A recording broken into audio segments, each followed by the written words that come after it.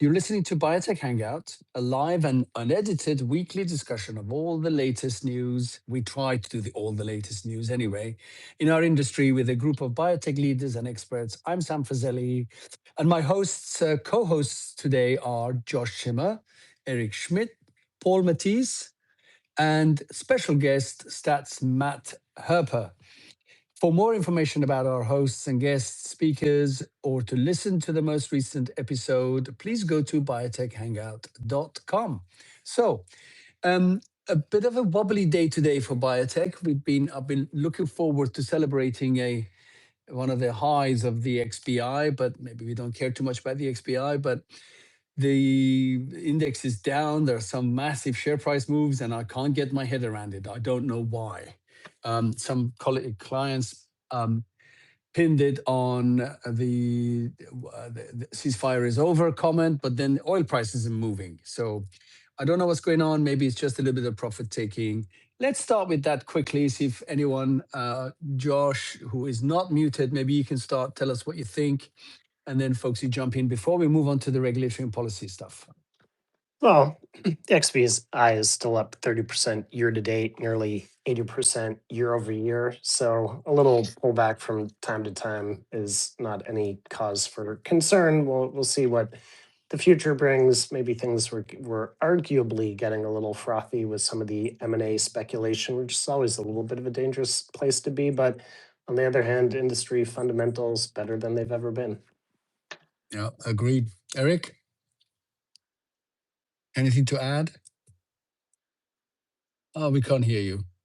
Okay, if anybody else wants to add anything, you can jump in as I move on to the next subject. You can push into this if you want. But regulatory wise, there's quite a bit going on, and we got Matt on today to talk about all the wonderful stuff he's been writing on, and the interviews he's done on AI. Let's start first. All of us can talk about this. I think it was Eric that brought this up, the CRL walk back, the complete response letters where the FDA under Macquarie had said that we're going to publish them, and now there seems to be talk of retrenching from that position. And then also there's been some talk about PASDOR coming back. So that's going to be interesting to see. So let's start with the CRL walkback.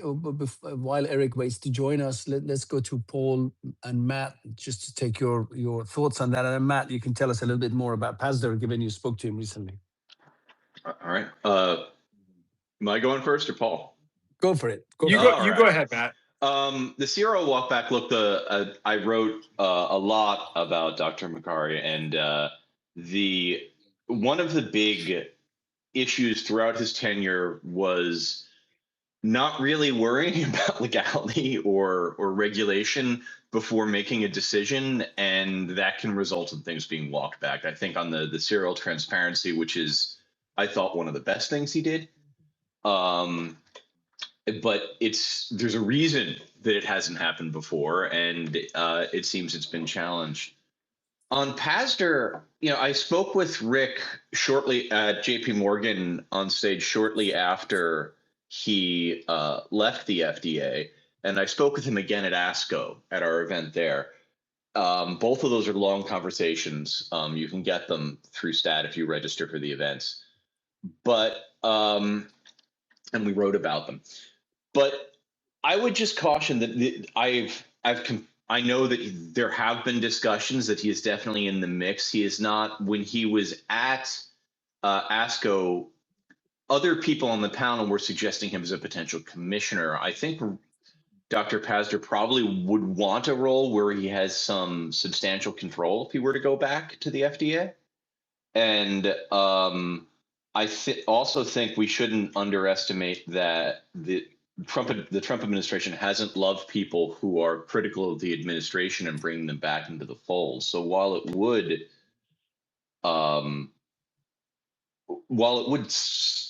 settle a lot of nerves to have him in a high up position, I have to imagine that those discussions are ongoing.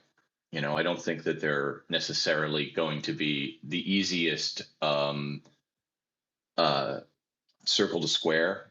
And right. And I think that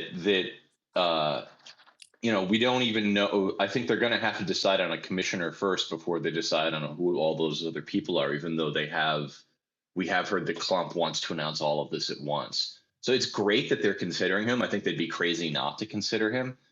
I wouldn't say that just because he's being considered, we should all assume that we're going to have Rick Pazder back at the FDA making all sorts of fun noise in the way that we are accustomed.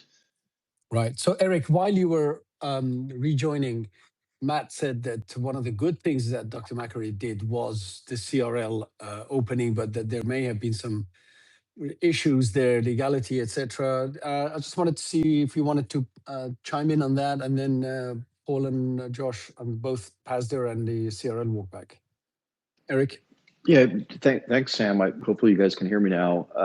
Well, I agree with Matt's comments that one of the very few things maybe that Dr. Macquarie had done when he was commissioner was become a little bit more transparent with regard to these CRLs. But we've heard through various sources, and BioCentury did a great write-up on this week, that almost immediately a variety of law firms challenged the legality of that release, citing that this was a breach of proprietary confidential information on the part of the sponsors, and that in fact, multiple other prior commissioners had considered releasing the CRLs but ran into the same legal roadblock. So what's interesting to me, and I hadn't appreciated this, we haven't seen CRLs released since April of this year. It's been 3 or 4 months now since the FDA has released a CRL, and apparently that stoppage coincided with a citizen's petition filed on the part of Covington and Burling, a Washington law firm. So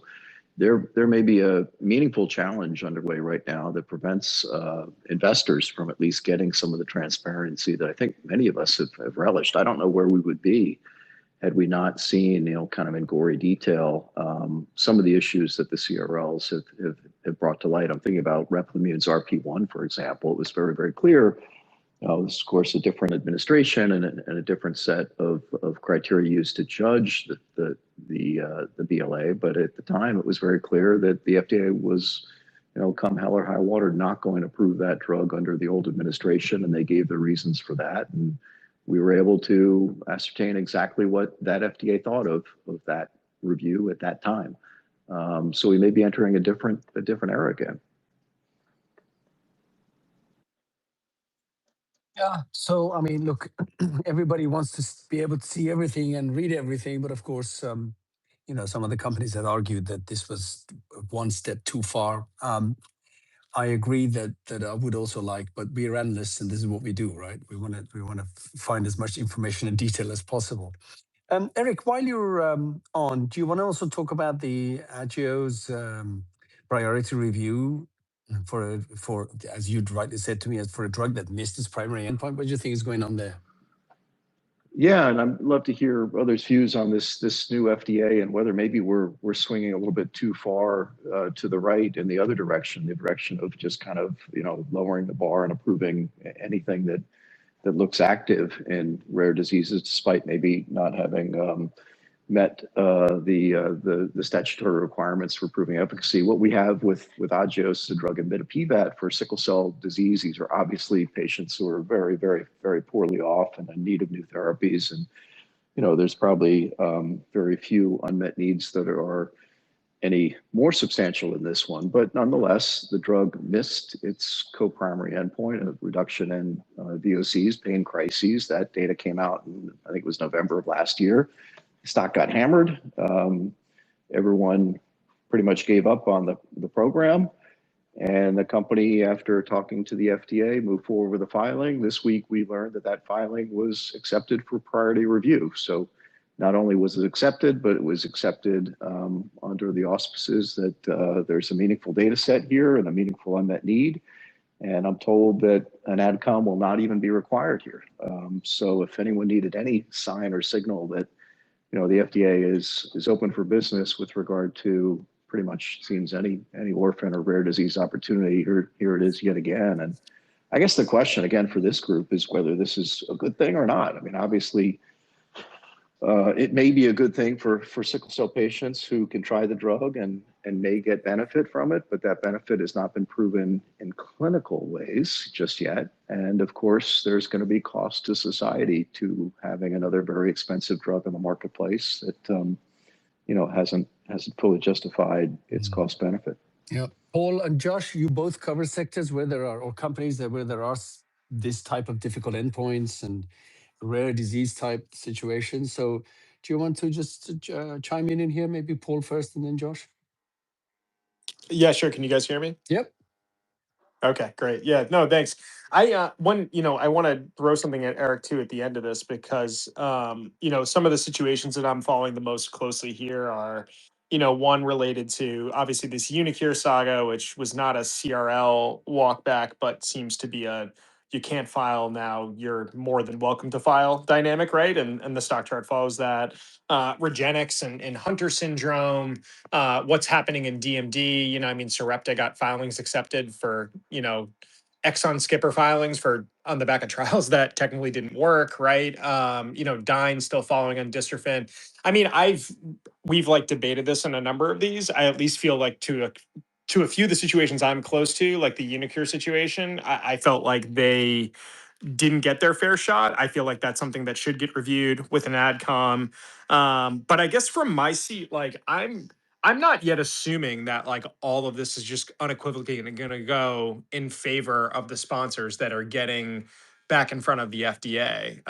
Like maybe every situation is different, and I'd be curious what Eric thinks about like Replimune at this point, can it actually be rejected again? But for Unicure, like I still think we'll have to see. Like we'll have to see if there's an adcom.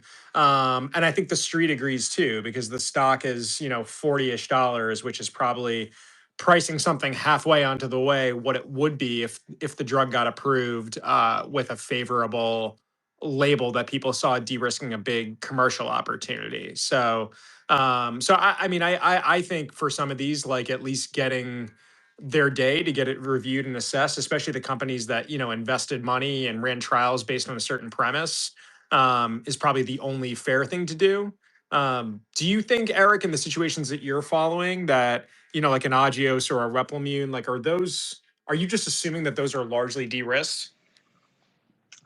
You make a great point, Paul. There's a spectrum, I guess, of probability successes here that we're talking about, and maybe the point that I was trying to make less eloquently was that spectrum is kind of shifted massively to the right? So if you used to assume that Replimune or Agios had a 10 or 20% probability of success, I don't know. I'd probably put that well above 50% for both of those two drugs right now, maybe even That's close amazing. to 70 or 80%. Yeah. And I don't know where you are with Cure or Dyne, I think was always a pretty high probability success. They would really have to walk back some of the regulations around dystrophin production to reject that drug. But for some of the others you mentioned, Regenix, et cetera, my guess is they're right shifted by a meaningful amount too. But I don't know. Do you guys think that a less of a right shifting is the right way of looking at this? Am I too optimistic in thinking these are 70, 80% probabilities?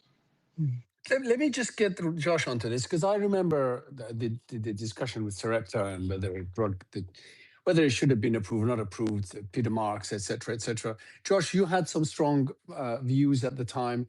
Do you want to chime in on this? Well, to Eric's point, it is a spectrum, and every program and product is different. I guess where I'm thinking about this, or the lens that I'm coming at it from, is wondering, we're making decisions on behalf of patients. I think many kind of lose sight of that, but also lose sight of the challenge that represents, right? Patients obviously want options, they want hope, and they'll probably be willing to take more chances in pursuit of that hope. The FDA obviously needs to safeguard those patients from drugs that may offer more harm than benefit. And I think one could have argued around some of the Duchenne therapies that they actually did offer more harm than benefit, because the data package was really not compelling at all. But then where along the spectrum, right, do we shift from, okay, we're the FDA's going beyond protecting interests of patients, and approving drugs which may not be detrimental, but which may offer some small benefit, everyone's going to draw that line in the sand a little bit different. And that is probably what makes the FDA's job so difficult, is that because everyone's line in the sand is different, whatever decision you make, I mean, there's obviously the black and the white, but we're talking about the gray, and rare diseases data sets are often in the gray because you're not able to run rigorous placebo-controlled phase 3 trials, right? But due to the subjective component of it, there are always going to be disagreements of where it should be set. Anyone who's tasked with that job is always going to be in a nearly impossible position. And as a result, the more transparency that the FDA can bring to their decision-making process, the more they can at least try to align everyone around where that line in the sand is being drawn and why. If I could, Brilliant. Perfect, Josh. if I could, Matt, I'm going to come to you. Okay. I'm going to come to you. All right. So I'm going to pass it on to you to talk about all the AI stuff, but open with this response, and then just move on to telling us what you learned from Dario and everything else. Oh, okay, sure. Please. So the simple point here is just that I think that a lax FDA is what we probably would have expected at the beginning of the Makari term. I think that it is what you'd expect from the rhetoric from the administration early. I think what kind of happened was full of surprises, right? But I'd also just remind everyone that we're dealing with an FDA that's really been decimated and has lost a lot of seasoned people, and that makes it a lot harder to be, instead of lax or tough, just get it right. I think that that's a very tough thing for people at the agency now who are facing a lot of these decisions, as a lot of people are gone. Hey, Matt, can I ask you a question? Sure. Does the loss in experience at the agency make the agency intrinsically less flexible? Because I think about That's what some of I the rare think. disease That's products. exactly what I think. Well, yeah, because Unicure, I think Nicole Verdun was a huge champion of that. Is my sense, right? I don't know that 100%, but it sort of makes sense, right? She was the deputy to Peter Marks, kind of fit into sort of stuff that was said publicly there. And then you wonder, right, when you go down a rung or two at the FDA, is there really going to be the champion that's going to want to stick their neck out for something like this? So how does that power vacuum play out here when we look at some of these refilings? I'm less concerned about the power vacuum than and I don't remember the specifics. I remember the specifics for OCE, but I just know when I've spoken to people who were recently at the FDA that they're just so many people are gone. And it's just doing your job when the person down the hall that you went to for expertise, that you went to for counsel, is not there anymore on a really big scale, starting with Doge. I mean, before Makari ever came in, we were looking at an FDA that had lost a lot of people. That's really tough. And then you had this suspension of normal process over the past few months.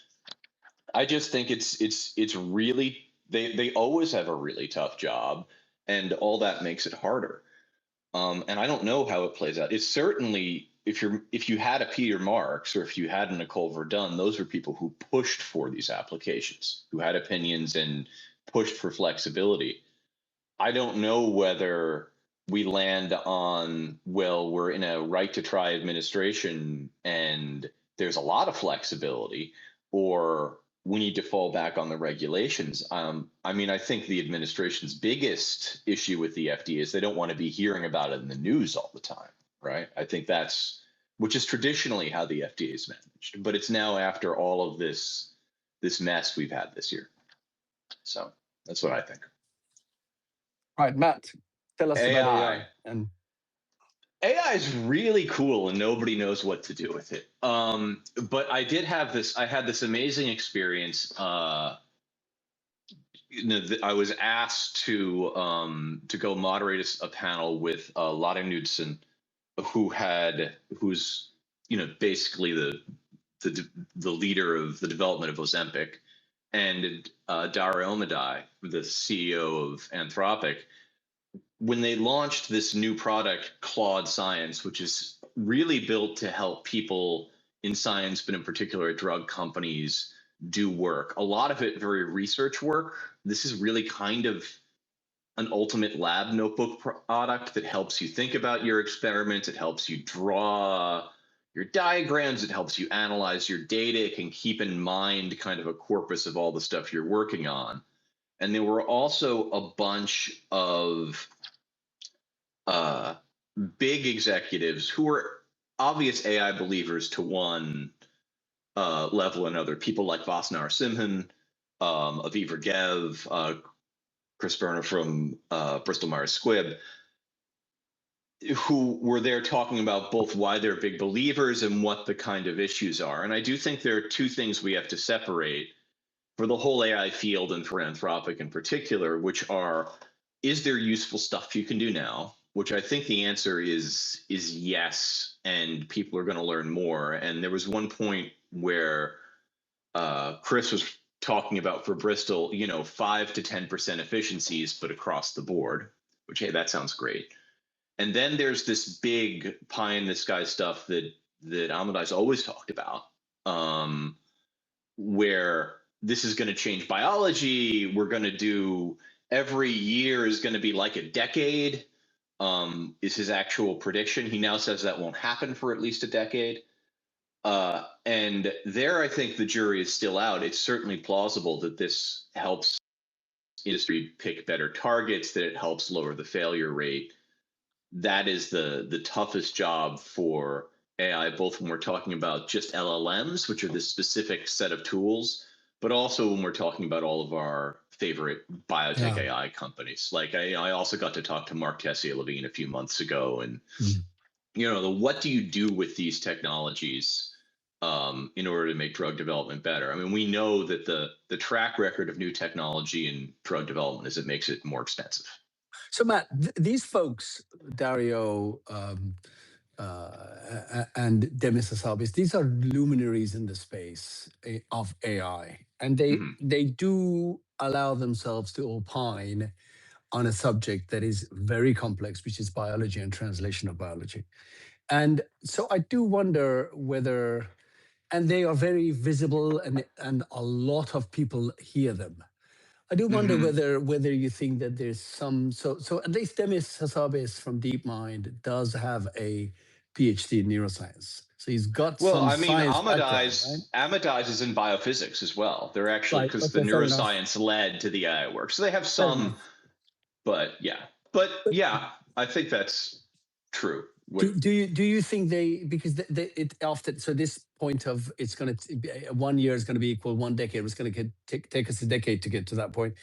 Do you think they really know what they're, I mean, I hope I'm not casting dispersions on anyone, really know the topic well enough for us that should be listening to them more? Well, I think they know the topic well enough to have opinions that we can say are informed. I also think the opinion, I'm being a little bit of a journalist here, but I also think the opinion of somebody who's watched a whole bunch of technologies be adopted in biotech and had them make things worse, or not make things easier, is also has a pretty valid viewpoint. I was really impressed with Amadai that he does seem to have been, and I mean Voss is on his board, right? He does seem to have been listening to the thoughts about this, and he did recognize expertise.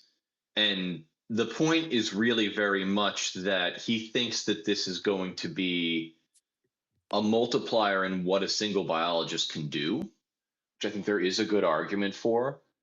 And that he does believe that the big question to me is the differences between the kind of, does the reasoning that these models do become the kind of reasoning that gives you a brilliant insight, and how much of it is doing things in parallel and how much of it is not. But there was kind of, Narasimhan made a comment as if it would be a minor thing that, well, you can't get rid of all of the time in drug development, but maybe you can decrease it by 30% and go from a decade to 7 years. And maybe you can go from an 8% success rate to a 16% success rate. And for any of us sitting in the room who've been looking at drug development for any length of time, those are astounding numbers. I mean, kind of the point is you don't have to do what Dario says we're going to do for things to change a lot. Yeah. I think the biggest question in this field broadly, and not just about Claude Life Sciences, which is really just can you make your people in your research labs more efficient, right? Which is very much along the Claude code path. Like they're really just trying to make another Claude code. They had such success there. Yeah, I mean, we call those apps, I suppose, one way we could do it. I mean, I think a lot of people or Google didn't make as much noise about this at the time, but a couple of years ago, maybe it was a year ago, I don't know, things move very fast in this world. They published a paper on Google Scientist, which is, I think, 3 or 4 or 5 agents who hypothesize and check each other and then actually give you a biological hypothesis for a particular disease, which is quite interesting. But I haven't seen anything come out of that any further beyond that paper. But I haven't looked either. That is the kind of thing that this Claude, if you've used Claude for getting, just for writing reports, it is really great that you can go into this thing and you can say, give me a report on HPV in head and neck cancer, because that's the last one I did. And if you actually know what you're talking about, it'll give you a report that's good enough. It's not perfect, but it's really fast and it's a lot of information at once. Yeah. And the idea is that you can have your 5 agents and they're arguing with each other and you can do all these things. My big worry for biology, and I did ask them about this, and the answer was, yeah, that's the problem, is that with coding, you get an answer pretty fast about whether or not your code runs, right? Like there are some early tests if it works, and the whole problem with drug development is you can be a brilliant person who can spend a decade chasing the wrong thing, spending hundreds of millions of dollars, and it turns out it was the wrong approach the whole time. And you don't really get the same level of checkpoints along the way, certainly not in the way you do if you're running. And I think that is a big issue. But then you have to look, there are a lot of things that, do we think that for very rote things like regulatory documents are obvious, but so are clinical trial enrollment, but so are, keeping track of all the stuff in your lab notebook and making sure that, and coming up with new hypotheses. Could these tools be additive? They could. I mean, my worry if I were managing a lot of people with them would be, how do you differentiate between people becoming more efficient using AI and people doing what I think we all do when we first encounter the tools, which is you sit and argue with Grok for a few hours and never get that part of your life back. So I think there's a management challenge. Yeah, absolutely. But it's neat. It is, and we're all waiting to see the productivity gains that the pharma companies talk about. I had a podcast recorded with Christian Massicesi from Bristol, where he talked the same numbers, 30% reduction in the time for drug development. We need to see some of those things come through. So, but in the interest of time, thank you, Matt, for that. I'm sure there's a ton more that we could talk about on this here. Let's talk about some follow-ons and M&A, etc. Paul and Josh, Vertex bought a company going into a new world, a new disease area. Who wants to pick that first?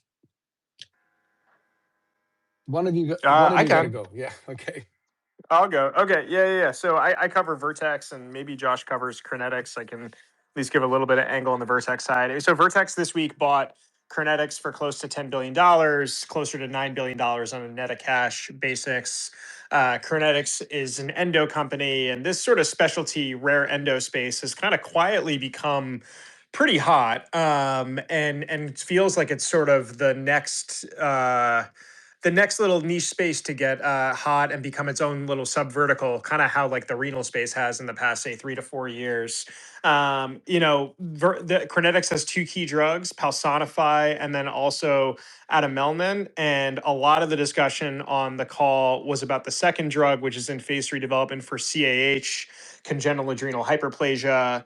Neurocrine has validated that that is a huge market via their drug Crinecity, which, in I cover Neurocrine. I've covered it for a long time. I think Josh has covered it for about as long too. I mean, Crinecity, I feel like it's one of those drugs that works decently well, but really the big selling point is that it's super safe, easy to use.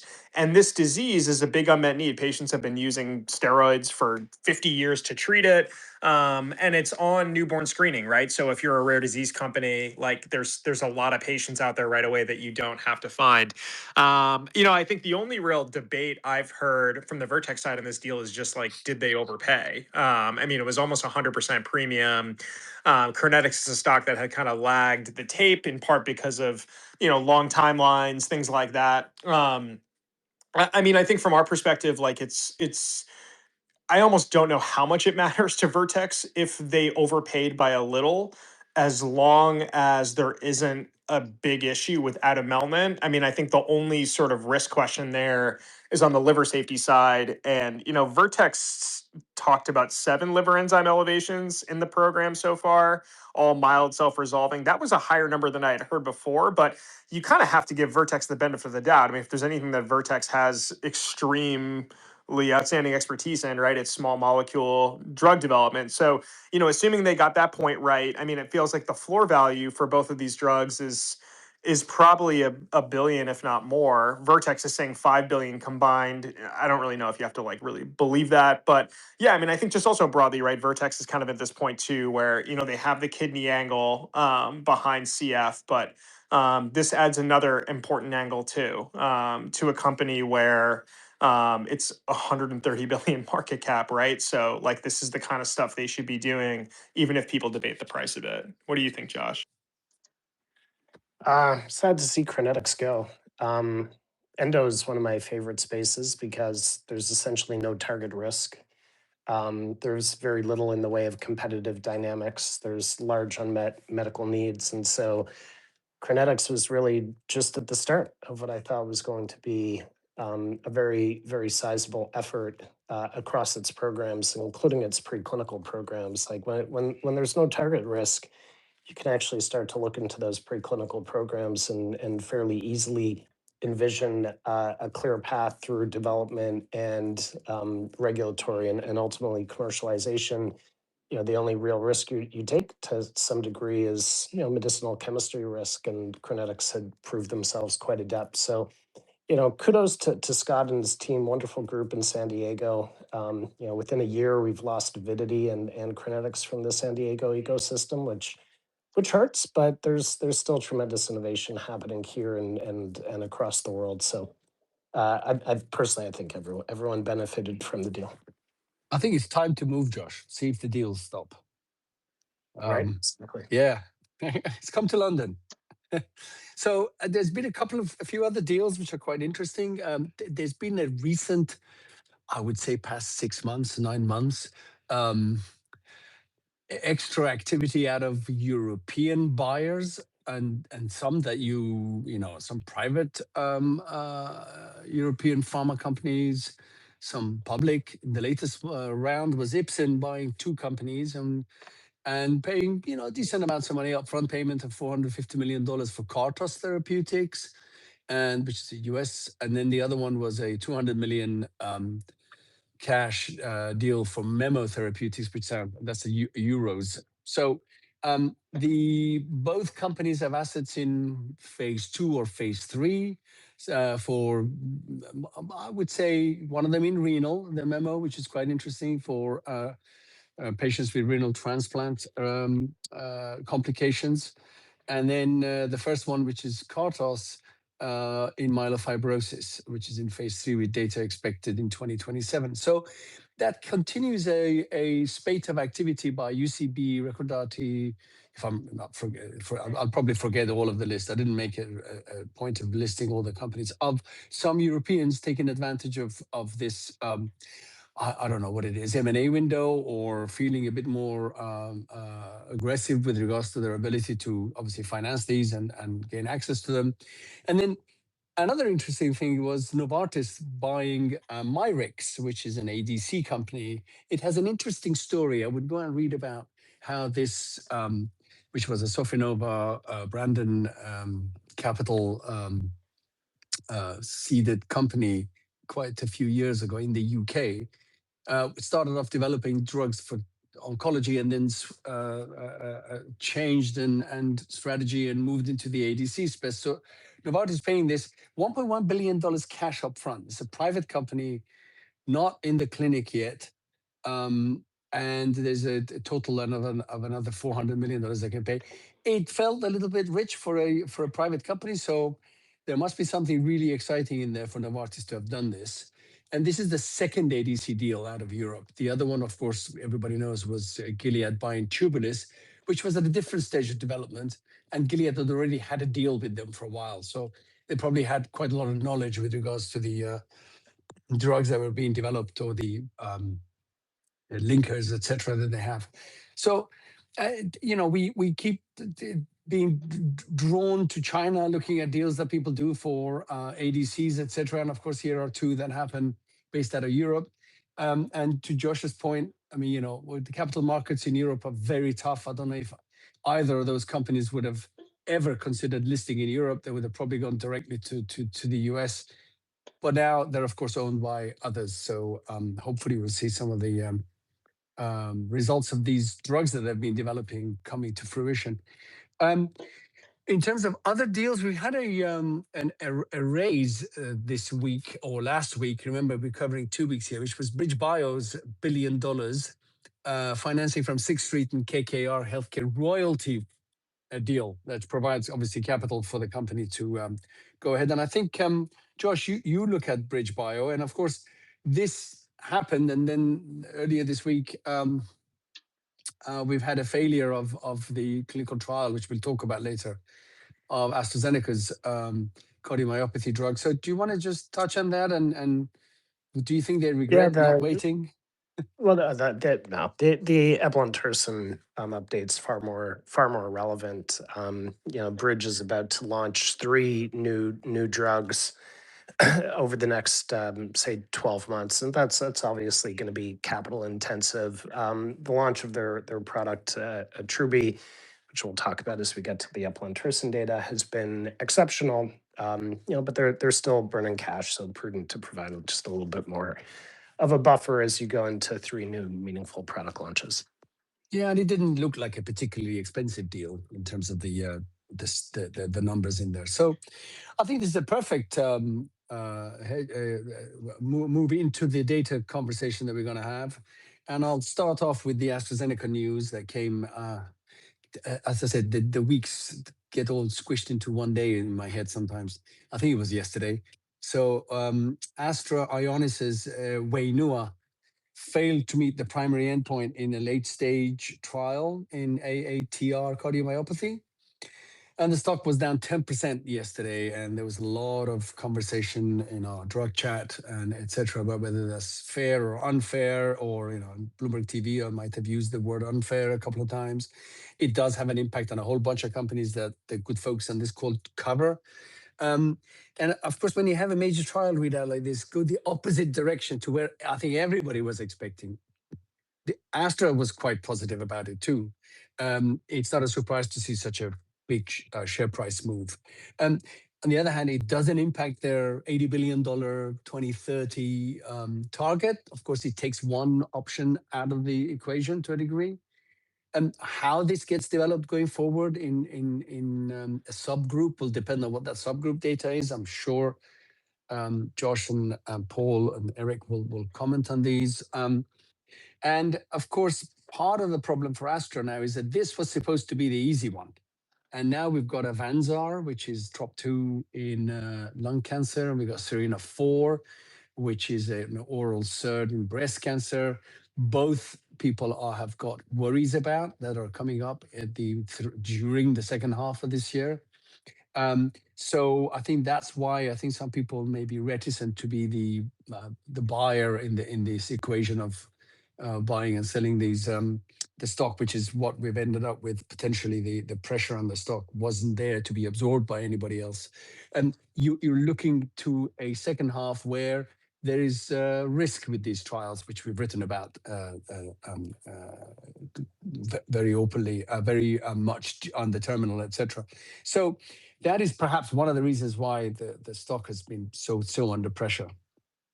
Nevertheless, I think some people view this on the investment community as a buying opportunity. Some analysts have even said that. So let me pass it on to start with Josh again, BridgeBio, and then we talk about Alnylam, Ionis. Of course, we know what happened there.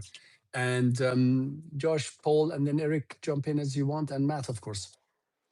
Yeah, this was surprising, and it's a head scratcher. Looking forward to getting the full data presentation next month at ESC to figure out exactly what went wrong. One of the obvious explanations is that between the nearly 60% of patients on tafamidis at baseline, another about 25% went on a stabilizer during the course of the trial, either taf or acoramidis. But even with that, at least in theory, adding TTR knockdown in addition to the incomplete stabilization from tafamidis should have had some type of separation. The press release suggests that there was no effect. We'll have to see what that actually means. Does that mean it was not stat sig? Does that mean there was a trend or literally nothing going on? And if that's the case, now we're going to have to figure out what that likely reflects. Could it be that tafamidis is a better drug than many of us thought it was? Very unlikely, because given the totality of data. Could something else have been going wrong with eplontersen? We've known, ASOs can have some cardiotox element to them. So is it possible that manifests in this trial for some reason? Lots and lots of questions. But for the time being, it looks like it's going to remain a three-way market battle between Bridge, Alnylam, and Pfizer, with Bridge and Alnylam really picking up the most market share with more differentiated product profiles, but Pfizer also hanging in there with their massive commercial sales force and ability to find patients maybe before they get into the fold where they could consider Attruby or Amvuttra and start them on tafamidis first. So there are tons and tons of fascinating moving parts for this unmet medical need. Great to see that there are terrific options for patients and that the bar now does seem to be raised so high for care that it's hard to improve upon it. Again, we'll have to see the totality of the data to anticipate what this might mean for other TTR cardiomyopathy programs. So there are some who think that this means that we may never see another positive TTR cardiomyopathy readout again because outcomes are just so good. To be determined about that, though. Josh, can I chime in with a couple things on what you just said? Yeah. Yeah, thanks. So I caught up with the Ionis team yesterday, and they confirmed that in the tafamidis combo group, which doesn't include the drop-ins, it's just the patients on tafamidis at baseline, that there's like no benefit means no benefit. It doesn't mean like I thought, maybe it could mean there's a hazard ratio of 0.88 with a p-value of 0.4, but it sounds like that hazard ratio could be pretty close to 1. And they also said there's no benefit in secondaries. And here's the strangest one, like no benefit on CV biomarkers. So like there's not even a biological effect. And I think what's really confusing to that, and this gets into kind of the implications going forward for, do physicians look at these data and influence treatment decisions? Does this kind of impact the likelihood of success for Alnylam's really important trial for nucresiran? Is that, the Alnylam study, Helios B, right, which read out a couple years ago, showed a really substantial outcomes benefit on top of tafamidis with a silencer, maybe a slightly more potent silencer, but not more potent enough to suggest a difference of 0.2 in a hazard ratio.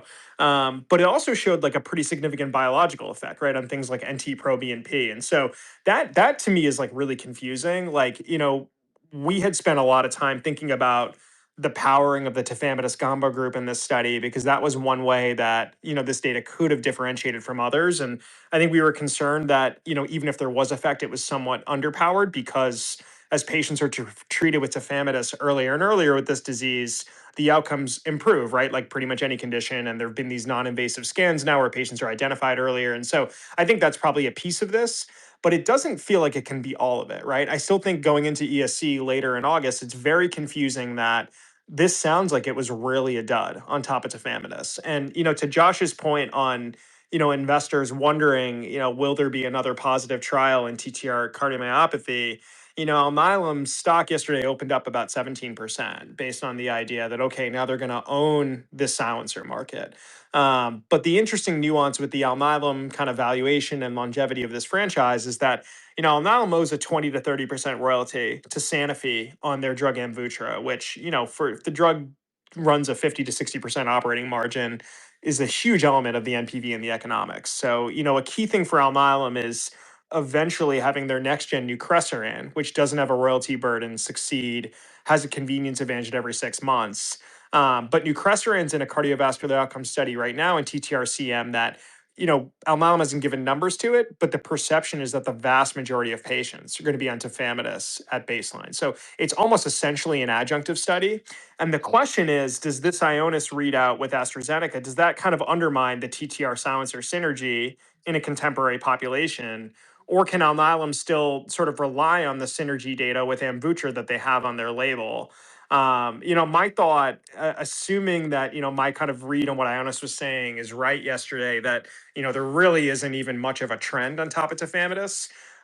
You have to wonder if the most logical thing for Alnylam to do will be to find some way to expand the sample size of the study, try to enroll in territories where you can get more monotherapy patients, because at least we haven't seen the curves, but at face the monotherapy data for eplontersen with a hazard ratio of 0.71 looks very, very similar to Amvuttra. So that's what's it's so confusing here. I think a lot of investors kind of thought this study would work, but maybe they don't hit a p-value on top of tafamidis. But to show nothing is like, I don't know. I think it's pretty shocking. I'm still a little bit dubious though if this data actually will, outside of removing a competitor, influence the prescribing of like Amvuttra or Attruby. I don't know if you had a view there, Josh. That's one thing people have been asking.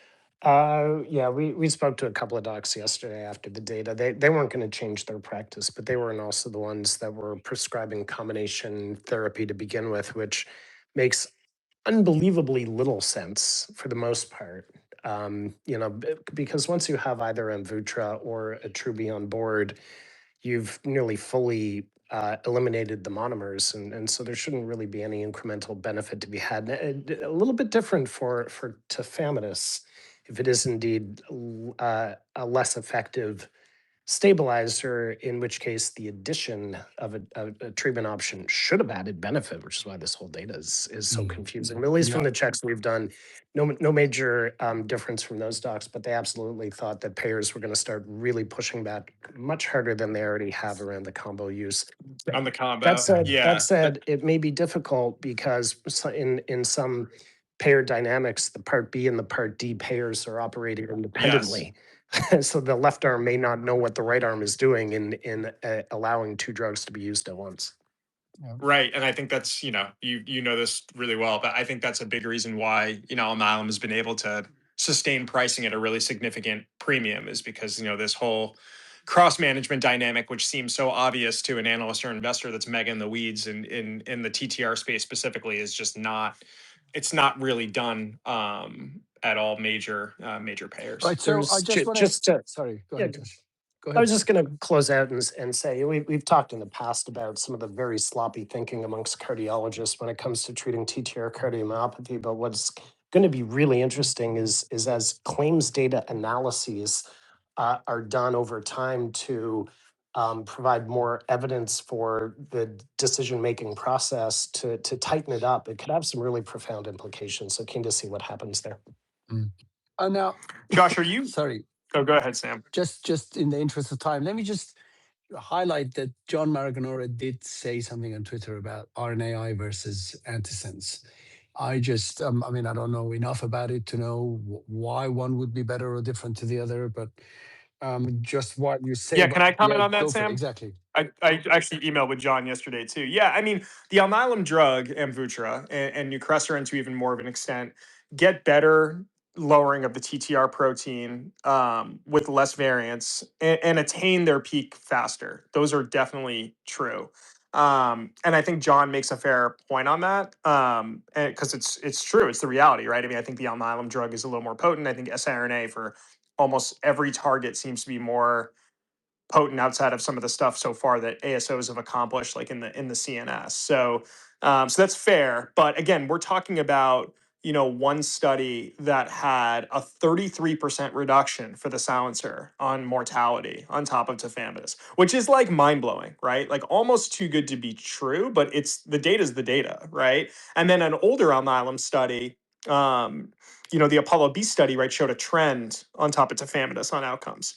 And then this study with an antisense drug that maybe lowers the protein 5% less, greater variance, slower onset, but slow onset, how much is that? I mean, it's a 33-month study, right? Doesn't seem to show any benefit. So I think John makes a good point that the siRNA drugs in this space are more potent.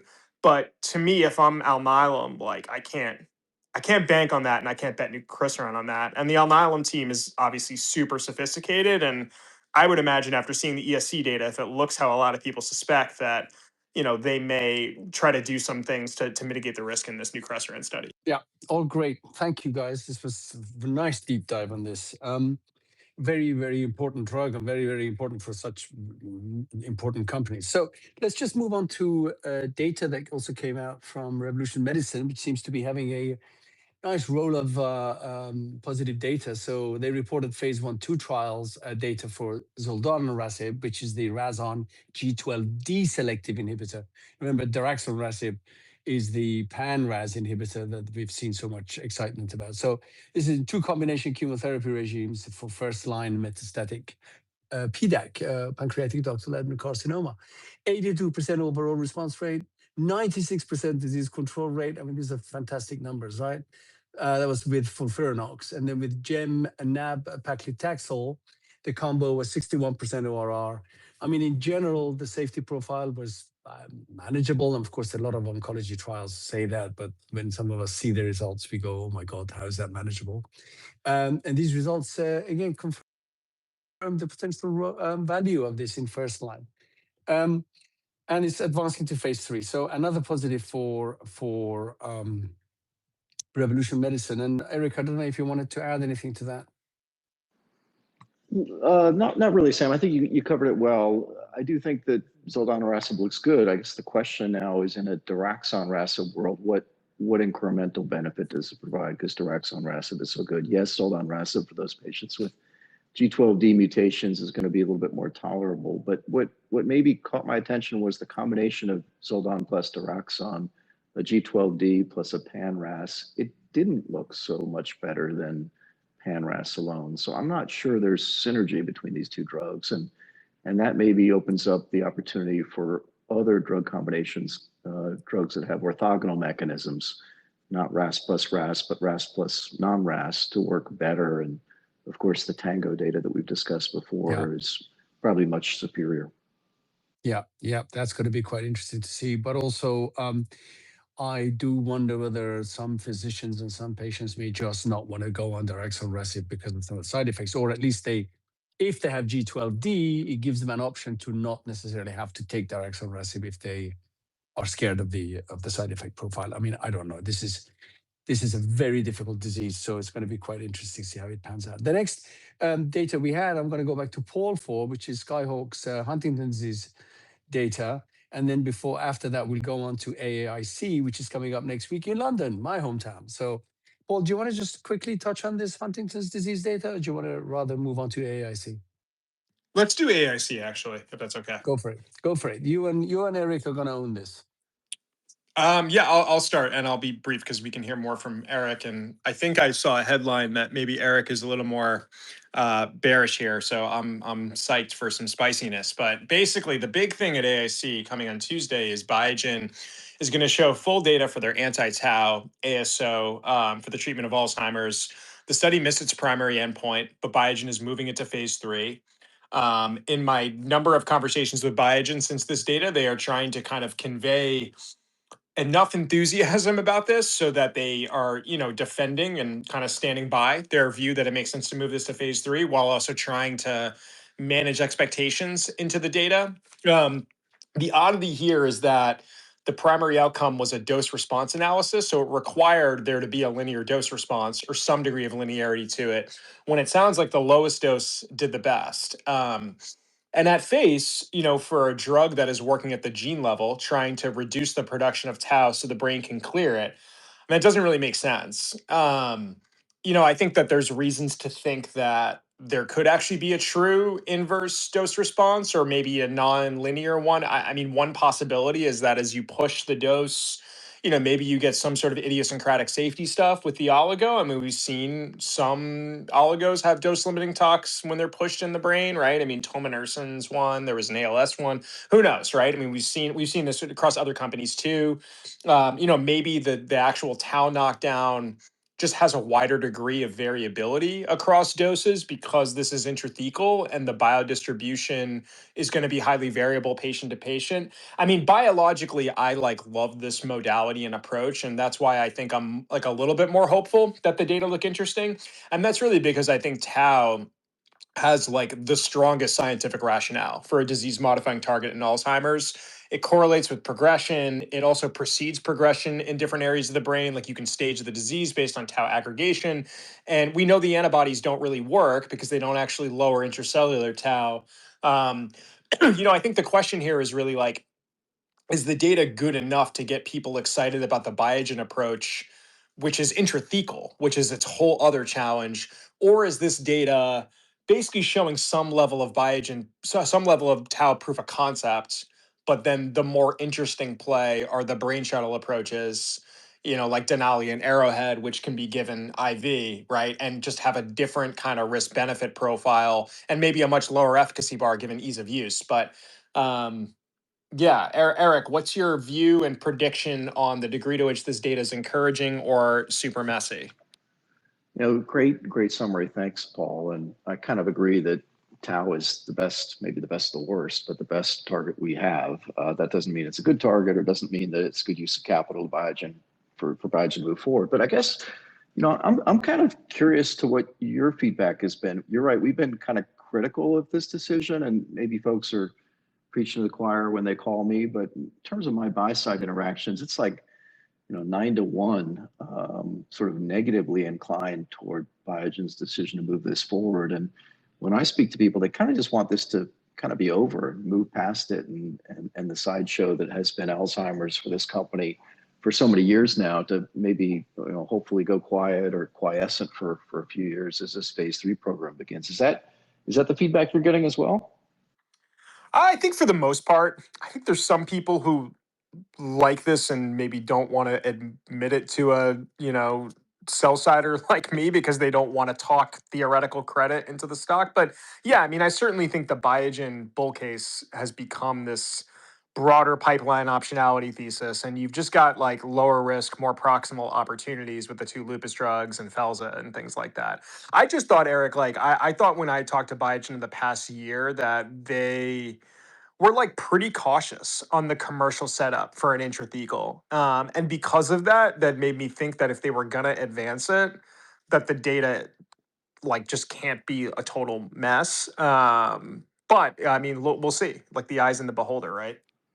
Yeah, I mean, I also don't get the sense from Biogen even this week that they want to break their pick on this opportunity, right? They're kind of playing it middle of the road. They're using words like, "Well, we'll see what the data show. It is what it is. We know we're not going to convince everyone."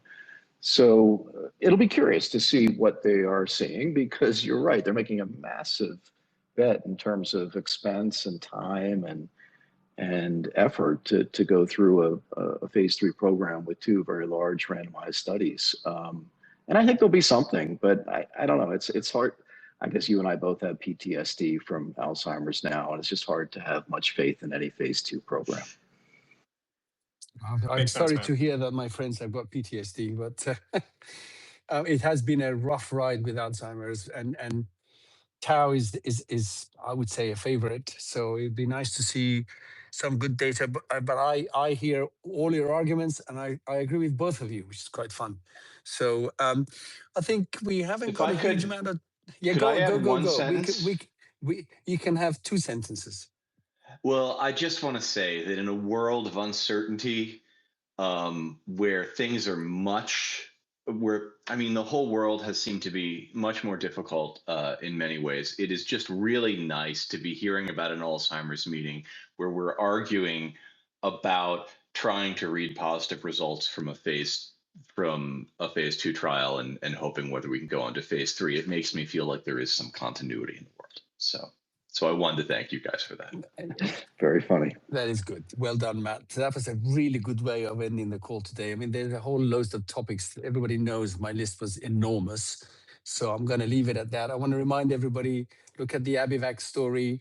What a lovely turnaround. I mean, you might agree or disagree, or there's might still be a risk, but company got a data set that worried everybody at the beginning of June. And they said, but don't worry, we'll show you the details. They came and showed us the detail. The share price completely corrected. I'm talking about a 30-40% share price moves here, right?